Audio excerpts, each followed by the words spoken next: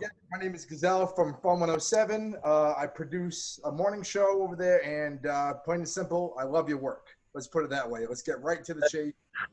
Now you're 25. Did I get that right? Like age? I'm way off, I'm man. 20. 20. All right. 20. You got 20. it. You got your whole identity. That feels cool though. You know, I don't know. I'm a 32-year-old man. Love music. I love to DJ, and yeah, you have this hit ILYs all over the radio. It's all over streaming platforms. It's all over social media. TikTok. I can't scroll 5 TikToks without hearing your hit. Surf Mesa. This is your show right now. I'm just a dude on a couch, and we're gonna chat. So tell me, first off, how does it feel to this success, man? It's weighing.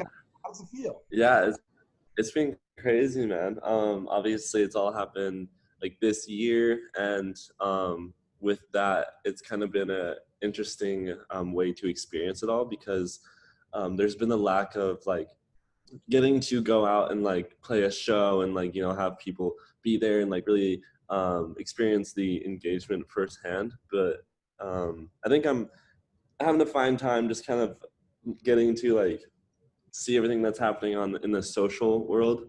But other than that, it's just been all great, and every day sure. So it's been crazy, man. That's awesome, dude. Where are you coming from today? Right now I'm in Hollywood area. Hollywood. Yeah. I can tell but you. What? I'm not from here. I'm from Seattle. I've only lived here for like almost 2 years. Big difference from back home, or? Definitely, yeah. Big weather change. And I don't know. I lived in Seattle for like 18 years, and I moved here just trying to like push this music dream. And that was like before ILY happened. But Seattle was like where I went to high school and everything like that. And so it's interesting to.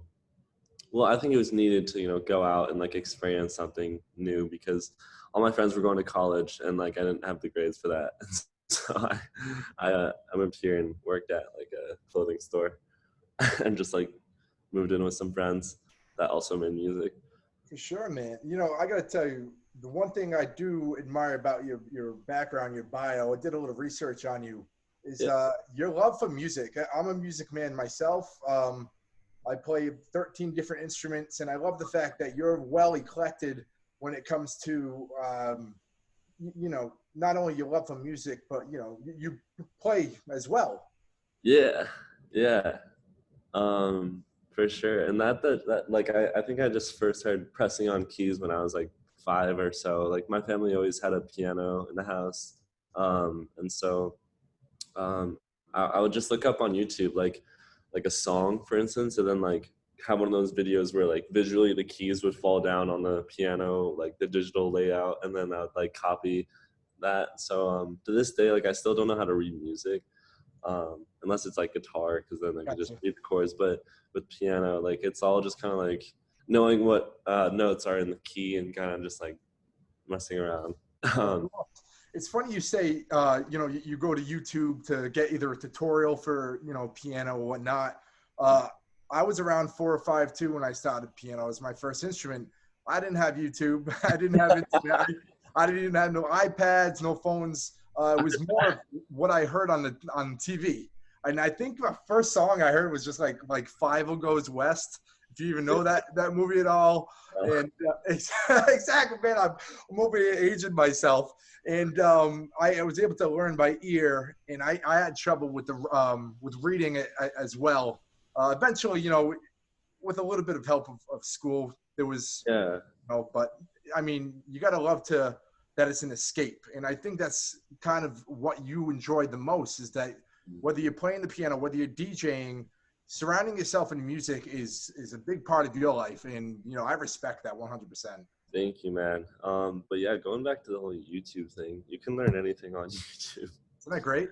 You can like learn how to like put a corpse in an ice box and like get away with Not that the information is I was useful. gonna say, hang on, elaborate on that. Was this something you actually like looked up yourself, or like a trend that I'm missing? But like through the days, like that's definitely how I learned how to like produce a lot, and like learn from like people sharing stuff in the whole like production world. So yeah, I owe a lot to it for YouTube. What would you say is an inspiration? Let's start with like a DJ. What DJ out there do you enjoy that maybe you feed off of? Yeah, I think I definitely I would say like music. I would follow Griffin a lot Oh yeah, because I yep. think he knows to produce like house music. Like a lot of his remixes are house, and so like in all of his remix, like take for instance this song King. If you just look up King Griffin remix, like, and makes it feel just so like full and fresh and like timeless. And then when it goes into the whole genre of like halftime 140 BPM like Millennium style, or big sonically, like just kind of that big like It's a theme. big sound. Yeah, yeah, yeah. Yeah, he knows how to execute that well. He's just a great producer and musician, man, and just like shows in his work. Um, and so like so yeah, sonically I love like to follow him as an inspiration.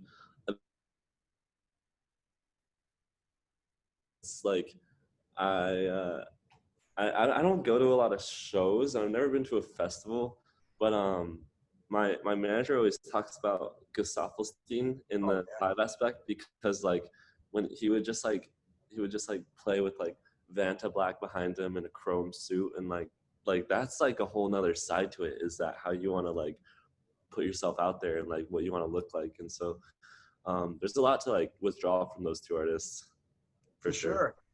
And you're a walking, talking example of exactly what you just said, of finding something, because sometimes, and I'll be honest, the remixes of a song, or just in general, is better than the original in some certain, Yeah. and that's exactly what you did with ILY. What was it? Is it Frankie? I can never. It starts with V. So you took that and you modernized that, and I mean, what are we talking? The '60s, the '60s, '70s. I mean, that's hype. So I wasn't always like trying to make a rendition of it. It all started like I made that remix for TikTok. Like I was trying to grow my TikTok in a way that I showed off like my production skills, and that I was like an artist pushing EDM. So that that started when I was just scrolling aimlessly, and I came across a cover named like from this artist named Emilee, who's also Seattle based, and she was just like in her bedroom. It was a 10-second clip just singing the chorus of Can't Take My Eyes Off You, and it was so innocent, and like she was getting a lot of attention on it, and that was like going viral. And so everyone loved it, like myself. And so I think that night, like I downloaded the audio and then like put it in my software and just started to like produce behind it, and made something of it. But that the first export was like a 15-second audio clip that I used for TikTok, and that was just like the purpose of the video is basically like, if you probably saw this video, then I remixed it like bam, like like that kind of vibe. And then that did not do well at all, and so I like made it into like a full 3-minute version with like 2 drops. And so that was the version that Emilee and I got in touch and like made it a thing. And so since then, yeah, man, it's just been like a trip and everything. I believe it. I really do. Yeah. TikTok is a huge base right now for people Yeah. connecting, collaborating, you name it. If you could right now, like, you got a golden microphone, and when you're talking to it, it allowed you to collab with any other DJ, music artist, or group out there, who would you be? Because if you look at a lot of DJs out there, whether it's Tiesto or David Guetta, they have a lot of collaborations, and you could be that next guy. You really could. And there's nothing stopping you, man. I believe in no ceilings all the way. So, I mean, who would you want to have, a collaboration with? I would probably say like Calvin Harris or someone like that. Yeah, definitely. Like such like a legend, you know. I don't know, like if I had that one opportunity, I don't know if I would do someone who's like current, you know, because then it's like, why not just like manifest that and like it happen. Sure. Calvin Harris, it's like it's like a calling among the gods. So that's what I would use that mic for. Awesome. You're a busy guy. I'm gonna let you go real quick. When I interview all my artists, I get 3 questions that's got nothing to do with your music or, you know, your career in the music industry. This is just you. So you ready for this? Yeah.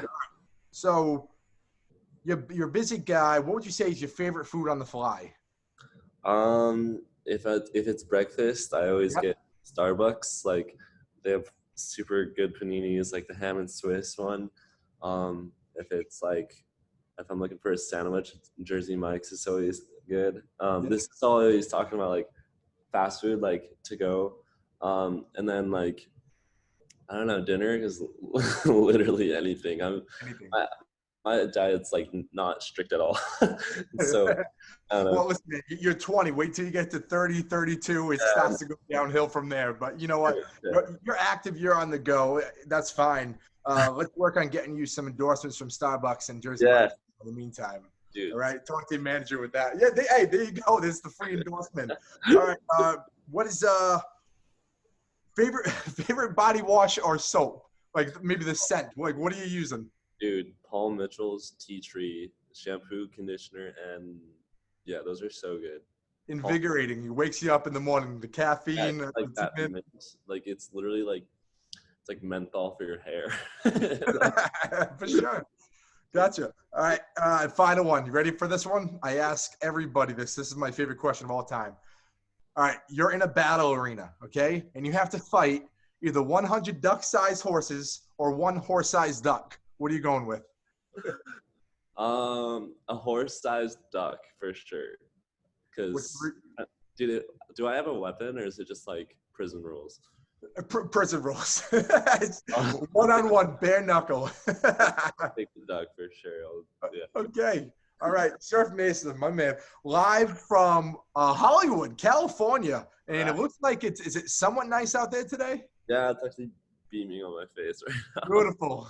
Yeah. Surf Mesa, listen, thank you so much. It really means a lot to kind of from one DJ to the other, you know, pick your brain. You know, you are inspirational to a lot of us little guys. And, you know, my father always says it only takes one song to get you to the top. And I don't think you're done yet, man. So keep grinding. Thank you. Keep doing your thing. And, you know, want to thank you so much for spending a few minutes with me today. All right. All right, Surf Mesa, thank you so much. Thank you. Catch you on the side, bud. Take care.